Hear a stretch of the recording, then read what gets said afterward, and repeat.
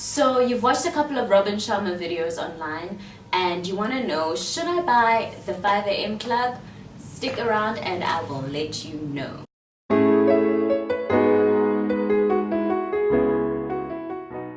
Hi guys, it's Upente and welcome back to my channel.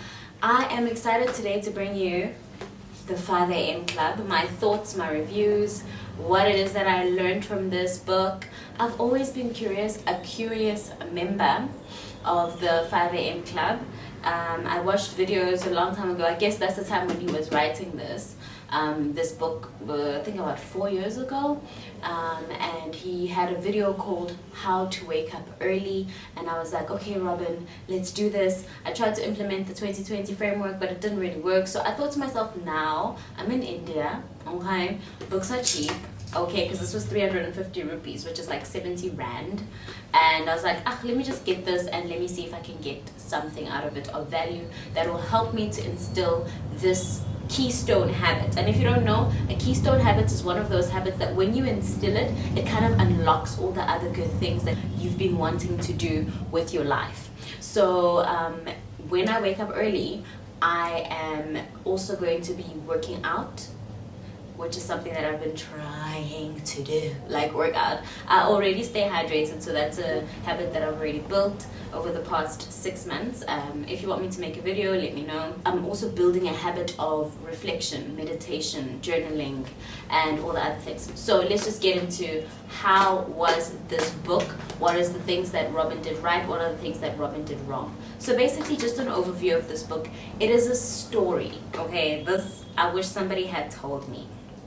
It is not your typical non-fiction self-help book. This is a fiction self-help book, okay?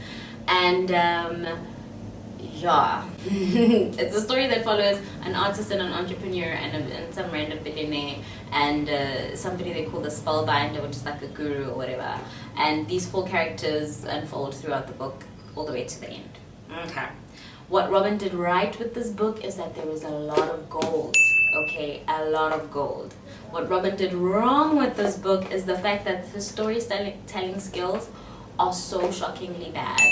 But if you can put up with that, if you can put through and like press on through that, I think you will find the gold. And there are so many awesome nuggets that he teaches, right? So many awesome concepts, and he gives you like a blow by blow, step by step. How is it that you can achieve waking up at 5?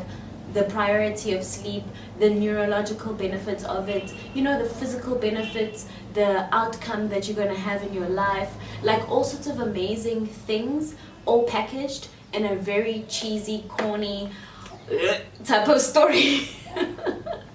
So this is what I did, because I'm an avid reader. If you're not an avid reader, you'll probably be able to put through with all this, because it's a long book. It's 341 pages. If you're not an avid reader, then just read as normal. If you are an avid reader and you get annoyed by cheesy storylines with characters that are not built properly, this is how I did it, okay? You can skip the first 8 chapters, like there's nothing of value there. Maybe like there's one sentence, but it's repeated again in the middle, so you don't have to torture yourself with the first 8. Okay, that's basically when the story is being set up. But we're skipping the story here, we're just going for the meat, okay? I'm like a vegetarian, vegan person, and I'm saying we're going for the meat. Okay, anyways. So the story actually starts like after chapter 8. What I would do is, you'll see that a lot of the book has got all these diagrams, right?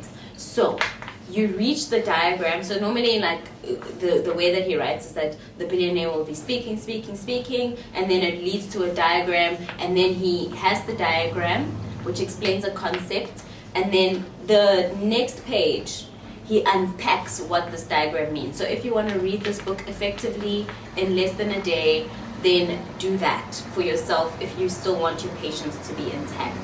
This is what I did, and I found this to be so much better, because I was just rolling my eyes throughout the whole story, and I didn't want to do that because I like Robin, okay? I like Robin Sharma. I just don't like the way that he writes. So skip all the things that are written in normal letters, read all the italics, and then read the diagrams and everything that comes after the diagram. Another very important page where he finally uncovers like literally 206 pages in. Okay, after dragging the story, at page 206 comes the very classic 20-20-20 rule, 20-20-20 formula, which is the powerful formula on how it is that you wake up in the morning, what is it that you get up to, the neurological benefits, the impact and everything on your life. First 20 minutes you work out, you exercise, you sweat it out. The emphasis is on sweat it out and get your mind right. Then the second 20 minutes it's about reflecting, meditation, journaling. This is something that I have been wanting to do in my head, but I really haven't done it. And then the last 20 minutes is about learning and growing and imbibing other people's thoughts, you know, gurus, people that have been through stuff and stuff like that. And so in my interpretation of this, I'm not going to do 20-20-20. What I'm going to do, because I already read on a daily basis, I mean on my way to work and on my way back, so I've got 2 hours of reading that I already put in. I won't put it into my 20-20. So in the morning I'll have like my 5 a.m.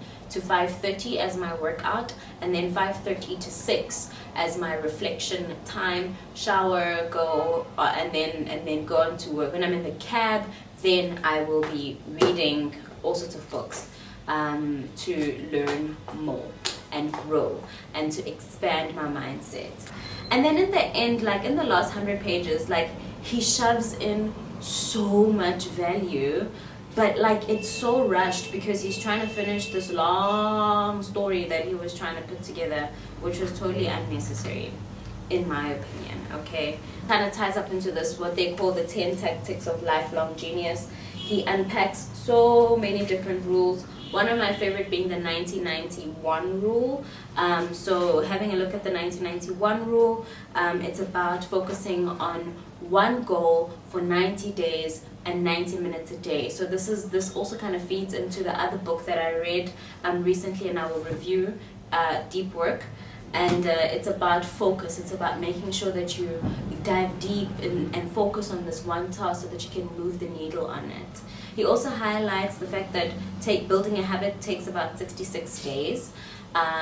Because the first phase is destruction, and then you go into the actual implementation, and then after the next 22 days it actually starts becoming a habit. So I'm on this mission of building good habits in my life, which is something that I'm really keen to do. And the 5 a.m. club, I mean, hey, I want to be a member.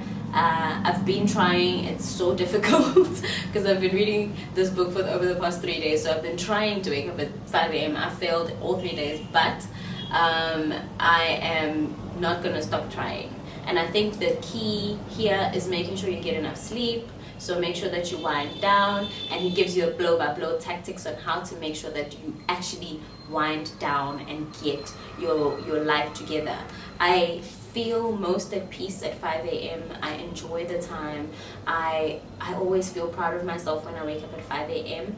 and so I am always keen to learn more on how I can do this and make it easier. And I think when you're part of the 5 a.m. club, you're a part of a community in a sense, and that helps a lot because it makes you feel like, okay, I'm one with someone, I'm one with the people and all that. In the comment section down below, let me know, are you part of the 5 a.m. club? And if not, what is stopping you? And if you like this video, I make a lot of them. Check out the video playlist right here on your left. Click on it and see all the other book review videos that I've made. Thank you so much for watching. Mwah! See you in the next video.